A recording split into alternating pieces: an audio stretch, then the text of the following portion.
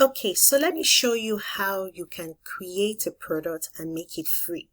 So let's assume you've created the product or you've created the event and you want to make it free. If you look at my screen, you see this event here I created. I want to make it free, or I already made it free, but let me show you how to do it. So before you publish the product, once you've created it and it's on drafts, so you would come over to this 3-dot line here, you click on it and then you click on edit, and then it's going to open up the product, right? Now go to basic details. Once you go to basic details, you scroll down, you can see where we have what they call it now, where we have pricing, right? So if you want to make it free, you don't add a price, you just leave it blank, and then you can add the resource item.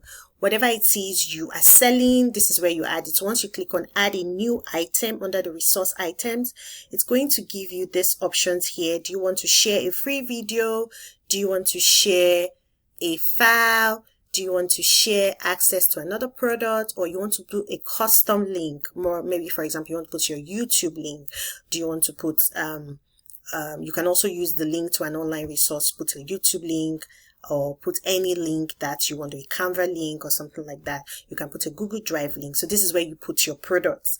But when you want to make it free, you just leave the pricing blank. You don't put anything, because if you click on add a new price, it allows you put something like maybe one-time price, subscription price, pay what you want, or pay in installment. So you don't want all of that. You want it free, so you don't add anything. So I'm going to go over and show you what that looks like. But before we do that, then we'll go ahead and publish the product. So we'll click on save changes, and then we go ahead to get the URL link. Let's scroll down to get the URL link. Okay, so let's find the URL link, and then we'll go over to look at it. Okay, so pasting the URL link here, and let's see what the product looks like. So see, because you did not add any price, you left it blank, you did not add anything, so it's showing free. Can you see? And now people can go over there, click and buy, and they get it for free. I hope this was helpful. Bye.